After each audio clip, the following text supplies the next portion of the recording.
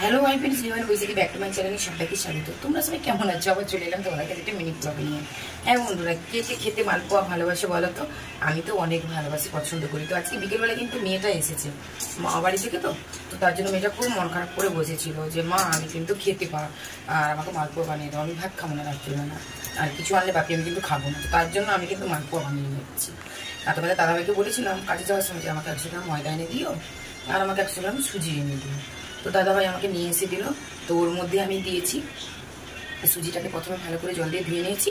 তো সুজি দিয়েছি, ভিজিয়ে রেখেছিলাম, সুজি ময়দা দিয়ে ওটাকে আমি চিনি, তারপরে ওর মধ্যে হালকা মরিচ গুঁড়ো, গুঁড়ো মরিচ গুঁড়ো, তারপরে সাদা জিরা আর হালকা পরিমাণ লবণ, চিনি দিয়ে ভালো করে মিক্স করে ওটাকে আমি ফাটিয়ে এখন মালপোয়া বানাচ্ছি।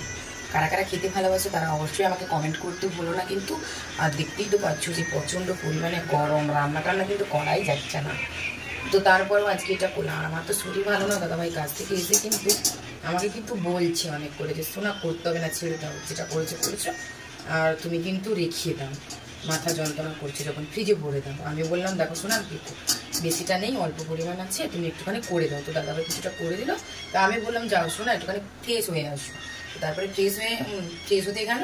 আর দেখতে থাকো বন্ধুরা, আমি এখানে শেষ করলাম। আমার মালপোয়া কিন্তু একদমই রেডি। কারা কারা খেতে ভালোবাসে কমেন্ট করতে একদম বলুন।